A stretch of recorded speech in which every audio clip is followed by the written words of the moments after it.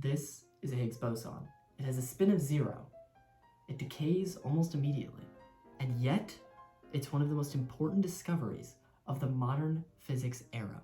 The reason it's so important is because it proves the existence of the Higgs field. What is the Higgs field?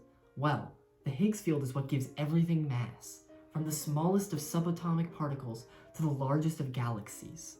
The way it does this is through the Brout-Englert-Higgs mechanism, which essentially means that the more a particle interacts with the Higgs field, the more mass it has. But that brings up an interesting question.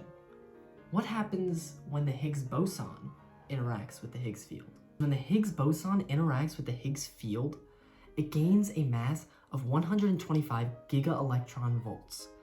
If this number was any lower, the universe would not exist as we know it today. If it were any higher, then it would guarantee that the universe would stay stable for the rest of existence. But because it is in this very specific spot, we know for certain that we are in a... The best way to explain a false vacuum is with the graph right here. This graph shows the lowest energy state of the universe. Currently, we are on this middle dip.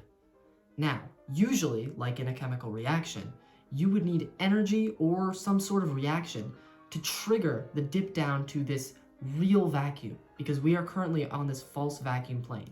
But due to an effect of quantum mechanics called quantum tunneling, the energy state can go through this transition phase and immediately down into the real vacuum.